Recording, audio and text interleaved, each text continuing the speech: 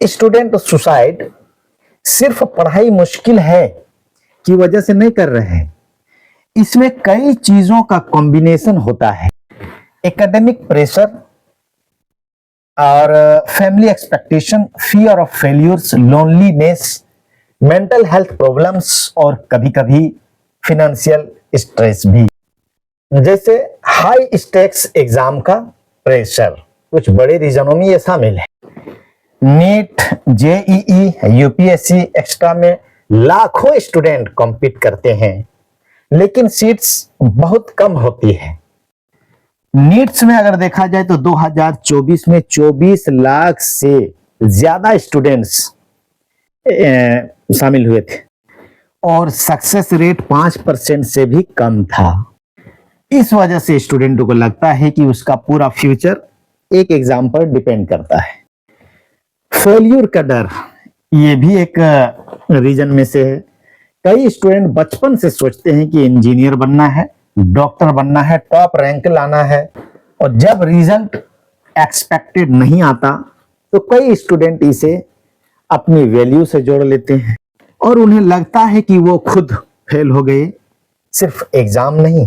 तीसरा रीजन हम कह सकते हैं कि परिवार, फैमिली और रिलेशंस और समाज, सोसाइटी की एक्सपेक्टेशंस। ज्यादातर पेरेंट्स बुरा नहीं चाहते, लेकिन कभी कभी हाई एक्सपेक्टेशंस और कंपैरिजन एक दूसरे से, ये स्ट्रेस को और भी ज्यादा बढ़ा देते हैं। जैसे फलानवा का बेटा ऐसा किया, उसने इतना रैंक लाया, उसका रैंक ये है, वो इंजीनियर बन गया, ये डॉक्टर बन गए। ये सब रिसर्च और रिपोर्ट में भी इमोशनल सपोर्ट की कमी को एक मेजर फैक्टर बताया गया है। आगे का रीजन में हम बात करते हैं कोचिंग कल्चर एंड आइसोलेशन की। कोटा जैसे कोचिंग हब्स में बहुत सारे स्टूडेंट घर से दूर रहते हैं। उनके पास फ्रेंड्स और फैमिली सपोर्ट और नॉर्मल सोशल लाइफ कम हो जाती है। सिर्फ पढ़ाई और कंपटीशन बच जाता है। आगे अगर मेंटल हेल्थ सपोर्ट की कमी पर नजर डाला जाए तो हम क्या देखते हैं, बहुत स्टूडेंट्स एंग्जाइटी, डिप्रेशन और या फिर सीवियर स्ट्रेस से जूझ रहे होते हैं, लेकिन काउंसलिंग लेने में शर्म या स्टिग्मा महसूस करते हैं। कई स्कूल्स और कॉलेजेस में मेंटल हेल्थ रिसोर्सेस भी काफी लिमिटेड है। अब मैं बात करता हूं कैरियर को लेकर uncertainty.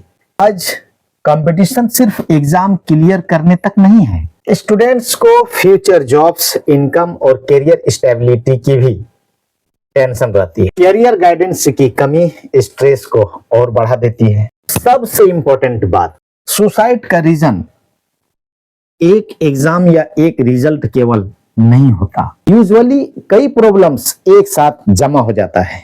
Stress, loneliness, depression, family pressure, family का एक्सपेक्टेशन, सेल्फ स्टीम इश्यूज, और स्टूडेंट को लगने लगता है कि अब कोई रास्ता नहीं बचा।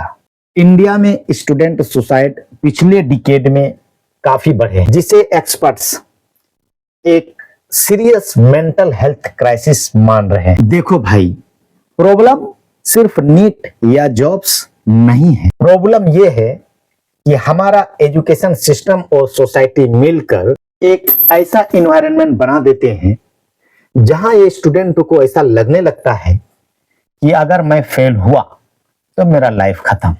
सिस्टम भी ट्रस्ट तोड़ देते हैं। पेपर लीक, री एग्जाम्स, रिजल्ट कंट्रोवर्सीज। सोचो, साल भर मेहनत करो, साल 2 साल, काफी रुपये खर्च हो, फिर भी अगर रिजल्ट फेल हो जाए या क्वेश्चन लीक हो जाए, क्या होगा? ऐसे में ऐसा लगता है कि अब मेरे जीवन का कोई वैल्यू नहीं रहा, अब मेरे पढ़ाई की कोई कदर नहीं है, मेरे पढ़ाई का कोई कंट्रोल नहीं है। जबकि रियलिटी में इंसान की वैल्यू एग्जाम से डिसाइड नहीं होती। मेरे हिसाब से सॉल्यूशन क्या है?